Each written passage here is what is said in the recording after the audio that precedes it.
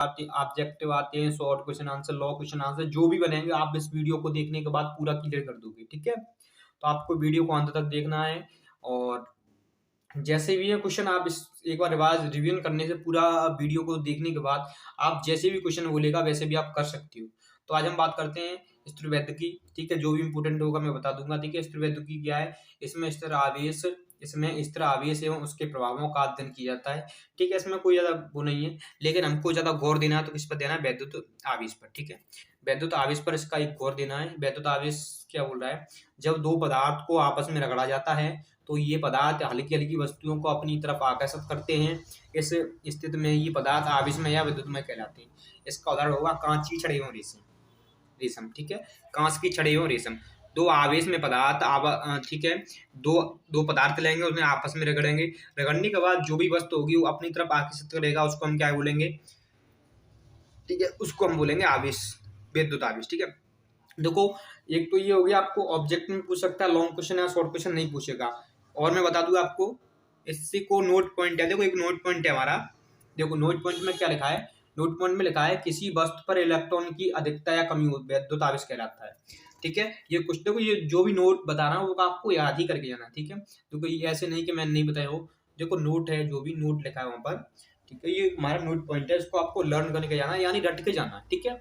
तो इसका note point क्या बोल रहा है, नंबर 1 पे, किसी वस्तु पर इलेक्ट्रॉन की अधिकता या कमी हो को वैद्युत आवेश कहते हैं, ठीक है, वैद्युत आवेश कहते हैं। नंबर 2 की अब बात करते हैं, तो यदि वस्तुओं पर इलेक्ट्रॉन की अधिकता या, देखो यदि वस्तुओं पर इलेक्ट्रॉनों की अधिकता है तो वह ऋणात्मक आवेश होगा, यदि वस्तुओं पर इलेक्ट्रॉन की कमी है तो वह धनात्मक आवेश होगा, यानी इसका उल्टा चार्ज जाएगा। अगर वो पॉजिटिव तो उस पर नेगेटिव जाएगा, इस पर नेगेटिव तो उस पर कैसे जाएगा, पॉजिटिव चार्ज जाएगा। अब हम बात करते हैं आवेश के प्रकार, यानी टाइप ऑफ चार्ज, ठीक है। आवेश के प्रकार, यानी आवेश हमारे दो प्रकार के होते हैं। कौन से प्रकार के होते हैं, आवेश हमारे दो प्रकार के होते हैं। नंबर 1 होता है पॉजिटिव चार्ज, और नंबर 2 होता है नेगेटिव चार्ज, यानी धनात्मक जिसे हम पॉजिटिव चार्ज बोलते हैं, ऋणात्मक जिसे हम नेगेटिव चार्ज बोलते हैं, ठीक है। मैंने आपको बताया था कि जब पॉजिटिव चार्ज होता है तो उस पर इलेक्ट्रॉन की कमी होती है, और जो ऋणात्मक चार्ज होता है उस पर नेगेटिव वो इलेक्ट्रॉनिक क्या होती है, अधिकता होती है, ठीक है। फिर से एक नोट पॉइंट आ गया, तो नोट पॉइंट में बात करते हैं नंबर 1 की, समान आवेश, ठीक है, धनावेश यानी धनावेश या ऋणावेश या ऋणावेश एक दूसरों को प्रतिकर्षित करते हैं, यानी किसी पर एक पर पॉजिटिव चार्ज, दूसरे पर पॉजिटिव चार्ज, या दूसरे पर नेगेटिव चार्ज, या दूसरे पर नेगेटिव चार्ज, ठीक है। तो दोनों पर नेगेटिव या पॉजिटिव चार्ज हैं तो वो एक दूसरे को क्या करेंगे, प्रतिकर्षित करेंगे, ठीक है। और दूसरे पॉइंट की बात करते हैं, विपरीत चार्ज यानी धनात्मक और ऋणात्मक एक दूसरे को क्या करते हैं, आकर्षित करते हैं, ठीक है। अगर कोई चार्ज उल्टा है, एक पे नेगेटिव है, एक पॉजिटिव है, ठीक है, या एक पे पॉजिटिव है, एक पे नेगेटिव है, तो वो क्या करेंगे, एक दूसरे को क्या करेंगे, अपनी तरफ आकर्षित करेंगे, ठीक है। अब हम बात करते हैं, देखो यहाँ से देखो ये भी आपको लिख के जाना है, वैद्युत आवेश का मात्रक यानी यूनिट ऑफ इलेक्ट्रॉन चार्ज, ठीक है। एस के एम एस की पद्धति में आवेश का मात्रक क्या होता है, कूलाम होता है, ठीक है। यहाँ पर पूछेगा वैद्युत आवेश का मात्रक क्या है, कूलाम है, ठीक है। इसकी विमा क्या है, इसकी विमा है कोष्टक 80, ठीक है। देखो विमा तो मैं आपको निकालना सिखाऊंगा, लेकिन इसकी विमा क्या होगी, 80 होगा, ठीक है। और इसका फॉर्मूला होगा आवेश, वैद्युत आवेश का, Q बराबर आई इंटू टी, ठीक है। फॉर्मूला ऐसे निकालते हैं, लेकिन मैं आपको डायरेक्ट ही बता रहा हूँ, Q बराबर आई इंटू टी, और Q बराबर इसका वो क्या होगा, जैसे हम एम्पीयर या सेकंड बोलते हैं, उसका दो तरफ में आ सकता है, ठीक है। इसका क्या था, वैद्युत आवेश का मात्रक हमारा इस कैसे भी आ सकता है, एम्पीयर इंटू सेकेंड में या कूलाम। एम्पीयर इंटू सेकेंड होगा तो भी सही है, अगर कूलाम होगा तो भी सही है, लेकिन दोनों में से एक ऑप्शन आएगा, ठीक है। अब हम बात करते हैं वैद्युत आवेश का संरक्षण नियम, किसका, वैद्युत आवेश का संरक्षण नियम। तो इस नियम के अनुसार आवेश को ना तो उत्पन्न किया जा सकता है और ना ही नष्ट किया जा सकता है। एक प्रकार के आवेश को एक दूसरे को केवल परिवर्तन किया जा सकता है, यानी इसको ना ही उत्पन्न किया जा सकता है ना ही नष्ट किया जा सकता है। इस प्रकार के आवेश को ओनली उत्पन्न कर सकते हैं। अब हम बात करते हैं मूल की, ठीक है, क्या करते हैं हम, मूल आवेश की। मूल आवेश क्या होता है, तो मूल की बात करें, किसी आवेश कण पर जितना न्यूनतम आवेश रह सकता है उस मूल आवेश कहते हैं, जिसे इलेक्ट्रॉन से प्रदर्शित करते हैं, यानी जिसे हम इलेक्ट्रॉन से प्रदर्शित करते हैं मूल आवेश को। देखो इस मूल आवेश का तो ज्यादा कोई रोल नहीं है, लेकिन इसमें जो हमारा इलेक्ट्रॉन दिया है इसे हम प्रदर्शित करते हैं, उसका बहुत चार्ज है। ये आपको ऐसा कर सकता है, ये देखो मैं आपको बता दूं, ये आपको रट के ही जाना है, क्या करके जाना है, ये आपको क्या करना है, रट के ही जाना है, क्योंकि ये आपको क्वेश्चन 2025 में ऑब्जेक्टिव क्वेश्चन पूछेगा, यानी इलेक्ट्रॉन इलेक्ट्रॉन का वो क्या है, ठीक है, मान क्या है। तो हम बता दें ऋणात्मक धनात्मक दोनों हो सकता है, ठीक है, या ऋणात्मक भी हो सकता है धनात्मक भी हो सकता है। 1.6 इंटू 10⁻⁻19 कूलम, ठीक है, ये इलेक्ट्रॉन का मान है। अब हम बात करते हैं नेक्स्ट की। तो नेक्स्ट बोल रहा है आवेश का क्वांटीकरण एवं परमाणुकता, ठीक है, आवेश का क्वांटीकरण एवं परमाणुकता। आवेश को अनिश्चित रूप से विभाजित किया नहीं किया जा सकता है, ठीक है, किसी आवेश पर कण पर आवेश प्लस माइनस ई 2E और 3E मतलब होंगे प्लस माइनस उसमें, ठीक है, इनकी डॉट डॉट कहीं तक भी हो सकती हैं, ठीक है, लेकिन इसकी भिन्न के रूप में भी कहीं नहीं हो सकता है। इसे ही आवेश की क्वांटीकरण या परमाणुकता कहते हैं। अब हम बात करते हैं कूलाम्स लॉ, यानी कूलाम्स के नियम की, ठीक है। तो ये आपका इंपोर्टेंट है, कूलाम का नियम आ सकता है, ठीक है। इस नियम के अनुसार दो स्थिर बिंदुओं आवेशों बीच लगने वाला वैद्युत बल आकर्षण या प्रतिकर्षण बल कहलाता है, ठीक है, आकर्षण या प्रतिकर्षण। या देखो उन आवेशों के परिणाम के फलस्वरूप के अनुपाती तथा उनके बीच दूरी के वर्ग के व्युत्क्रमानुपाती होता है, ठीक है, एक तरफ Q एक तरफ Q2, ठीक है, बीच में R। देखो मैं आपको समझा नहीं पा रहा हूँ क्योंकि मैं रिवाइज करा रहा हूँ, आपको ओनली रिवाइज ही करना है, ठीक है, अभी समझना नहीं है, ओनली फोकस देना है क्या पढ़ा रहा हूँ क्या नहीं पढ़ा रहा हूँ, ठीक है। तो देखो इसका मान क्या होगा, माना कि देखो ये आप पढ़ लो, ठीक है, ज़्यादा इस पर ज़्यादा गौर मत दो क्योंकि आप इसमें फंस जाओगे, ओनली इसका आपको फॉर्मूला देखना है, ठीक है। तो फॉर्मूला इसका मैं आपको बता दूँ, देखो फॉर्मूला तो वैसे ये गया, ठीक है, ये आपको याद करके जाना है। F बराबर होता है के Q1 into Q2 upon R square, ठीक है, Q1 के को हम क्वेथनांक बोलते हैं, ठीक है, के Q1 Q2 बट्टे R स्क्वायर। अब हम बोलते हैं वायु अथवा निर्वात के लिए। देखो जब वायु अथवा निर्वात के लिए कूलाम का नियम बताया हो तो के बराबर हम क्या रखेंगे 1 अपॉन, ठीक है, 1 बट्टे 4 पाई एप्सिलॉन नॉट, ठीक है। अगर एप्सिलॉन नॉट वायु निर्वात की विद्युतशीलता हो तब देखेंगे, ठीक है। अब हम बात करते हैं F बराबर 1 अपॉन 4 एप्सिलॉन नॉट 1 बट्टे 4 पाई एप्सिलॉन नॉट, ठीक है, या इंटू ये क्या करेंगे इंटू का चिन्ह लगाएंगे Q1 इंटू Q2 बट्टे R स्क्वायर, ठीक है। ये समीकरण नंबर इसको हम 3 दे देंगे, ठीक है। पुनः वायु अथवा निर्वात के लिए देखो पुनः वायु अथवा निर्वात के लिए क्या करेंगे के बराबर, देखो के का मान रख देंगे 9 इंटू 10⁹9, ठीक है, 9 इंटू 10⁹9, ठीक है।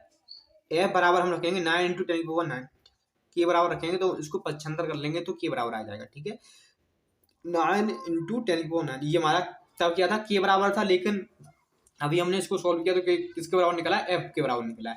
तो रखेंगे Q1 इंटू Q2 बट्टे R स्क्वायर, ठीक है, Q1 Q2 बट्टे R स्क्वायर।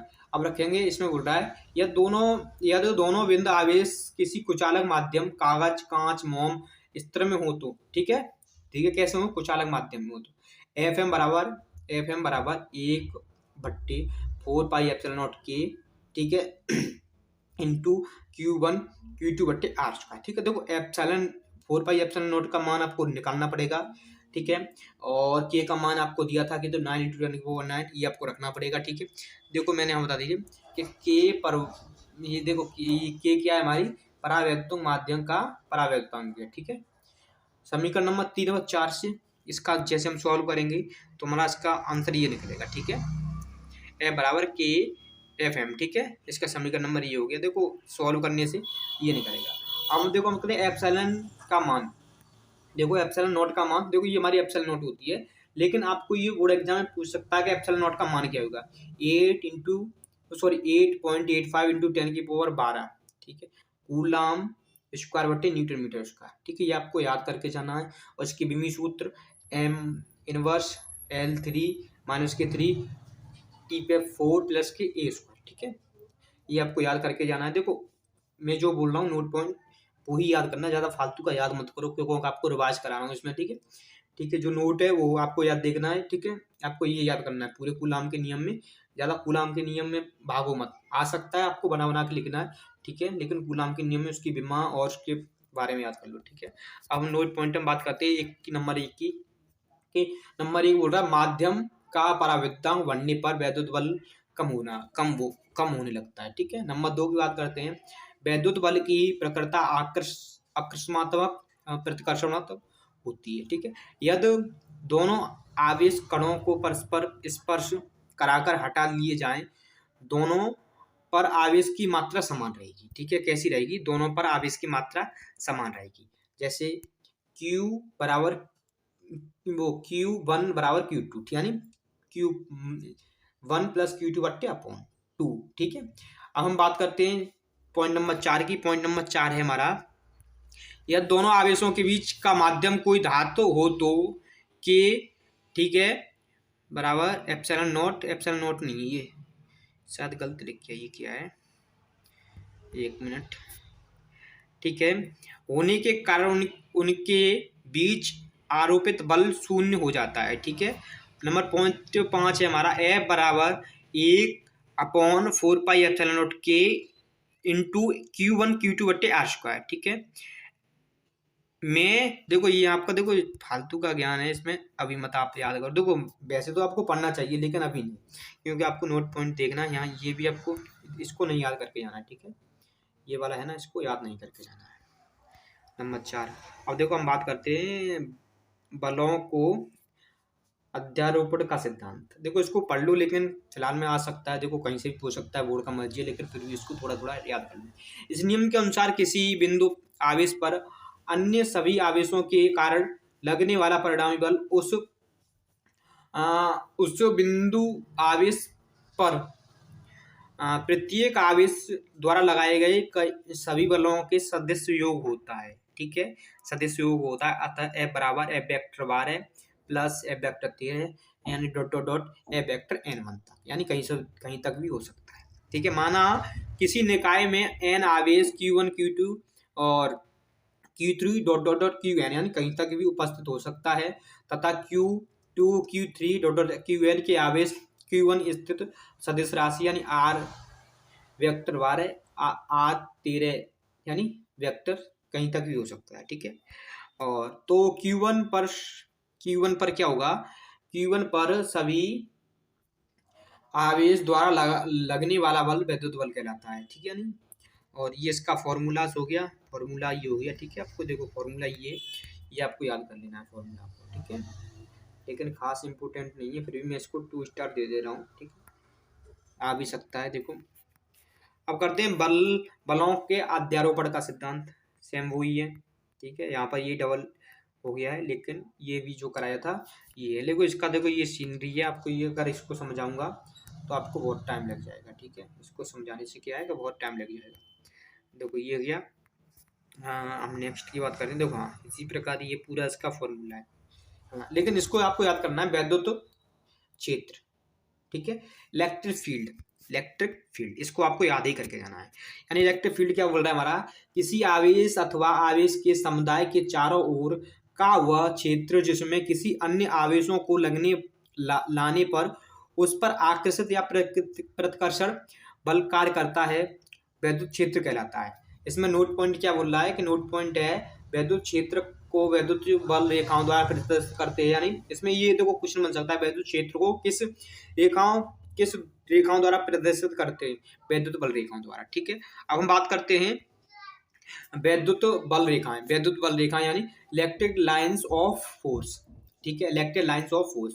वैद्युत बल रेखाएं वैद्युत क्षेत्र की में खींचा गया हुआ काल्पनिक एवं निष्कोण वक्र है, उस स्थान पर वैद्युत क्षेत्र, ठीक है, लगाकर प्रदर्शित करते हैं, यानी अविलर लगाकर प्रदर्शित करते हैं। ठीक है, देखो ये हम दिखा रहे हैं। देखो ये, एक मिनट, नंबर 1 की बात करते हैं हम। ठीक है, तो ये हमारी होगी। ठीक है, इसमें क्या है, इसमें हमारा धनात्मक, ठीक है, बल रेखा उत्पन्न हो रही है। इसमें कैसी ऋणात्मक, इसमें धनात्मक और ऋणात्मक दोनों हो रही है। ठीक है, धनात्मक और ऋणात्मक दोनों हो रही है। अब हम बात करते हैं वैद्युत बल रेखाओं के गुण की, यानी ठीक है, वैद्युत बल रेखाओं के गुण की। नंबर 1 पे कहते हैं वैद्युत बल रेखाएं धनात्मक वैद्युत बल रेखाएं धनावेश से मिलकर वक्र बनाती हैं, ऋणात्मक पर जाकर समाप्त हो जाती हैं। नंबर 2, दो वैद्युत बल रेखाएं कभी भी एक दूसरे को नहीं काटती हैं। अगर ये काटेंगी तो कटान बिंदु पर 2 स्पर्श रेखाएं होंगी, अर्थात वैद्युत बल की 2 दिशाएं होंगी, जिस पर असंभव होगा। ठीक है, क्या होगा? असंभव, जो कि कैसा होगा? असंभव होगा। और पॉइंट नंबर 3 हमारा, वैद्युत बल रेखाएं का दूर दूर तक होना दुर्बल बल रेखाओं को प्रदर्शित करता है। ठीक है, अब हम बात करते हैं नेक्स्ट प्रश्न की। देखो ये पूरा प्रश्न ही मैंने नोट कर दिया है। वैद्युत बल रेखाएं चुंबकत्व बल रेखाओं में क्या अंतर है? ये आपको आ सकता नहीं है, आएगा, यानी 100%, क्योंकि आपको ये याद करके जाना, इसलिए मैंने क्वेश्चन बनाया। कैसे पूछ सकता है? वैद्युत बल रेखाएं एवं चुंबकीय बल रेखाओं में क्या अंतर है? तो हम बात करते हैं पहले वैद्युत बल रेखाएं। ठीक है, धनावेश से निकलकर वक्र बनाती हैं। वैद्युत बल रेखाएं धनावेश से निकलकर, यानी धनावेश से निकलकर वक्र बनाती हैं, ऋणात्मक जाकर खत्म हो जाती हैं, यानी ऋणात्मक पर जाकर खत्म हो जाती हैं। इस प्रकार वैद्युत बल रेखाएं बंद वक्र नहीं बना पाती हैं। चुंबकीय बल रेखाएं एक बंद वक्र बनाती हैं, यानी क्या बनाती हैं? वो एक बनाती हैं। ठीक है, अब हम बात करते हैं परिणामी आवेश की। ठीक है, चार्ज टेस्ट के बारे में बहुत, ठीक है, चार्ज टेस्ट के बारे में बात करते हैं, यानी परिणामी आवेश। बहुत ही छोटा आवेश जो स्थान पर विद्युत क्षेत्र प्रभावित ना करे, परीक्षण आवेश कहलाता है। ठीक है, और ये देखो आपका लास्ट है, मैं इसको लास्ट ही पढ़ाऊंगा क्योंकि मैं आप इसको अगली वीडियो में बताऊंगा। विद्युत क्षेत्र की तीव्रता। ठीक है, विद्युत क्षेत्र में एकांक परीक्षण आवेश पर लगने वाले विद्युत बल को विद्युत क्षेत्र की तीव्रता कहते हैं। इसे E से प्रदर्शित करते हैं।